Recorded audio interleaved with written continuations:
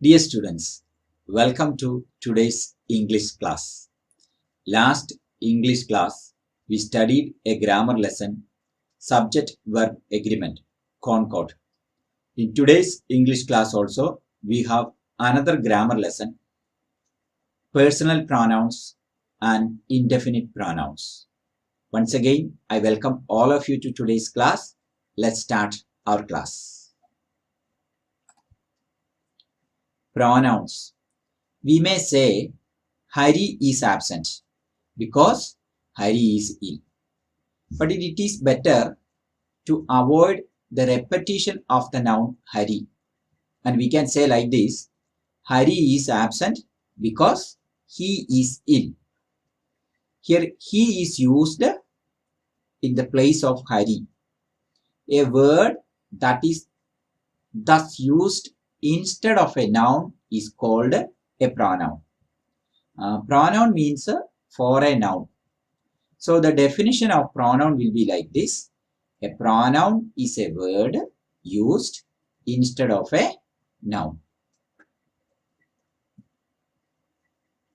Here you have a chart about different types of pronouns. Personal pronouns, demonstrative pronouns, interrogative pronouns, relative pronouns, indefinite pronouns, reflexive and intensive pronouns, reciprocal pronouns. In today's class, we are going to see personal pronouns and indefinite pronouns. Pronoun is used instead of a noun or noun phrase in a sentence. A pronoun may take place of the name of a person, place, or thing. Here you have some examples of pronoun. I, me, we, they, you, he, she, it, yours, himself, ourselves, its, my, that, this, those, us, who. The couch is large. The couch is heavy. There is no need to use the word couch in the second part of the sentence. Therefore, it could be replaced with a pronoun. Now that we recognize what item is being talked about, take a look at the modified sentence which uses the pronoun it. The couch is large. It is heavy. Read the following sentences. I am young. We are young. You are young. They are young. He, she, it is young. I, we, you, he, she, it, they are called personal pronouns because they stand for the three persons. First, the person speaking. Second, the person spoken to. And third, the person spoken of. The pronouns I and we, which denote the person or persons speaking, are said to be personal pronouns of the first person. The pronoun you, which denotes the person or person spoken to, is said to be a personal pronoun of the second person. You is used both in the singular and plural. The pronouns he, she, and they, which denote the person or person spoken of, are said to be personal pronouns of the third person. It, although it denotes the thing spoken of, is also called a personal pronoun of the third person. Forms of the personal pronouns. The following are the different forms of the personal pronouns. First person, masculine or feminine. Singular, plural. Subjective, I, we. Possessive, my, mine, our, ours. Objective, me, us. Second person, masculine or feminine, singular or plural. Subjective, you. Possessive, your, yours. Objective, you. Third person, singular, plural, masculine, feminine, neuter, all genders. Subjective, he, she, it, they. Possessive, his, her, hers, its, their, theirs. Objective, him, her, it, them. It will be seen that the possessive cases of the most of the personal pronouns have two forms. Of these, the forms my, our, your, her, their are called possessive adjectives because they are used with the nouns and do the work of adjectives, as this is my book, those are your books, that is her book. Possessive adjectives are sometimes called pronominal adjectives as they are formed from pronouns. The word his is used both as an adjective and as a pronoun. This is his book, possessive adjective. This book is his, possessive pronoun. In the following sentences, the words underlined are possessive pronouns. This book is mine. Those books are yours. That book is hers. That idea of yours is excellent.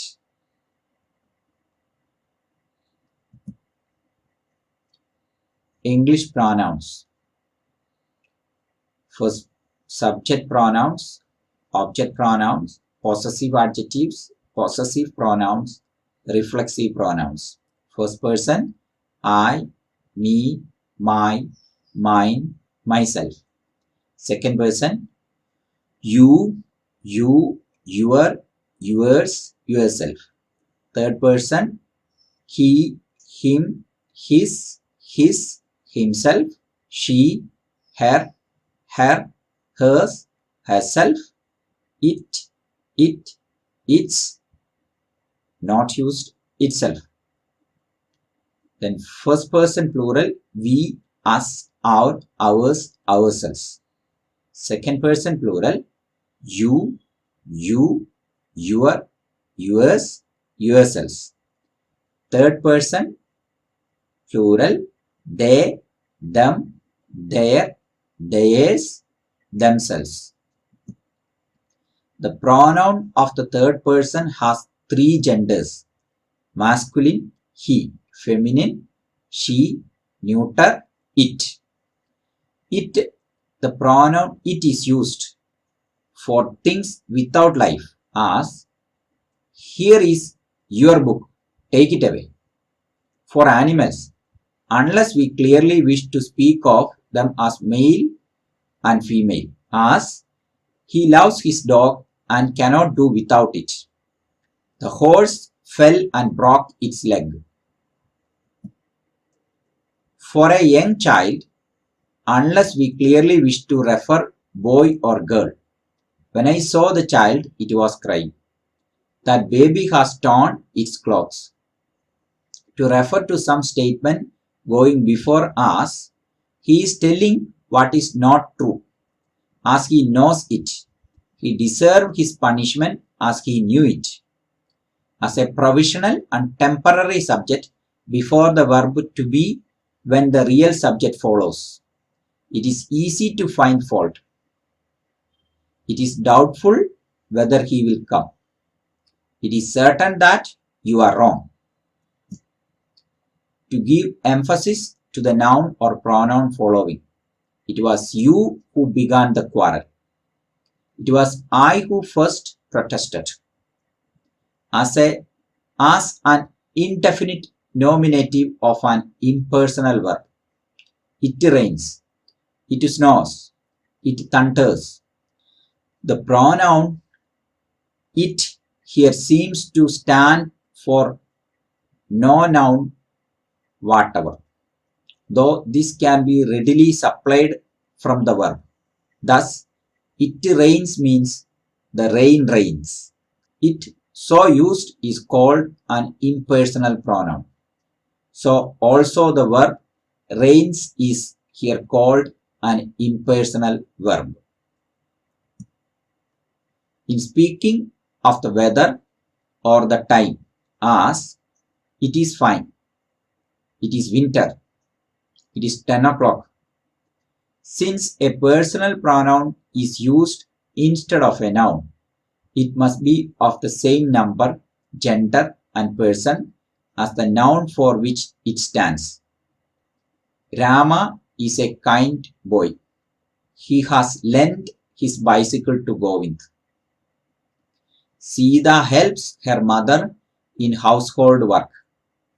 She also does her lesson. Those beggars are idle. They refuse to work for their living. When a pronoun stands for a collective noun, it must be in the singular number and neuter gender. If the collective noun is viewed as a whole, the army had to suffer terrible privations in its march. The fleet will reach its destination in a week. The crew mutinied and murdered its officers. After a few minutes, the jury gave its verdict. If the collective noun conveys the idea of separate individuals comprising the whole, the pronoun standing for it must be of the plural number. The jury were divided in their opinions. The committee decided the matter without leaving their seats. When two or more singular nouns are joined by and, the pronoun used for them must be plural. Rama and Hari work hard. They are praised by their teacher. Both Sita and Savitri are tired. They have gone home. But when two singular nouns joined by and refer to the same person or thing, the pronoun used must of course be singular. The secretary and treasurer is negligent of his duty. When two singular nouns joined by and are preceded by each or every, the pronoun must be singular. Every soldier and every sailor was in his place. When two or more singular nouns are joined by or either or, neither nor, the pronoun is generally singular. Rama or Hari must lend his hand. Either Sita or Amina forgot to take her parasol. Neither Abdul nor Karim has done his lesson.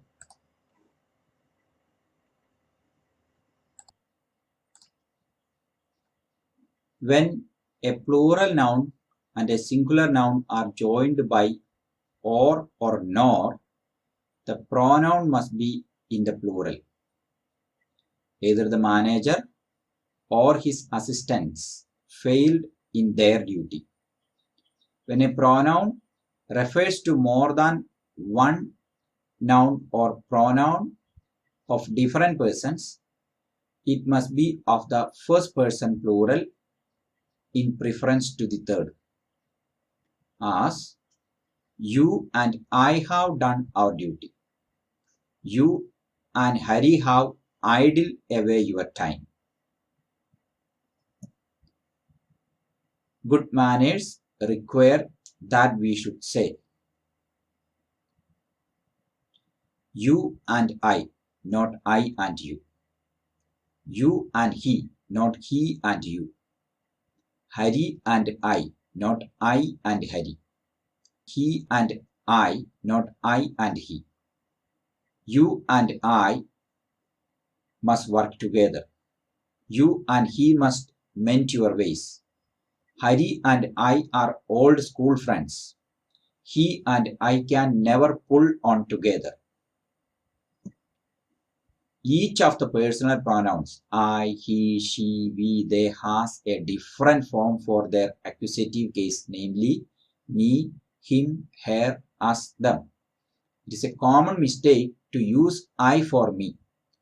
When the pronoun is connected by a conjunction and or with some other word in the accusative case, study the following correct sentences. The presents are for you and me, not I. My uncle asked my brother and me to dinner.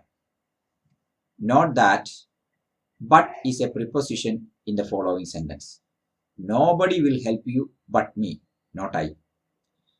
Take care to use the accusative form after but in such cases. Indefinite pronouns. The indefinite pronoun is used to talk about something which is not specific. Words in the category are some, all, few, none, either, one, nobody, both, each, anyone, several, etc. Nobody is going to the party. There are several people in my class. I like both of these photos.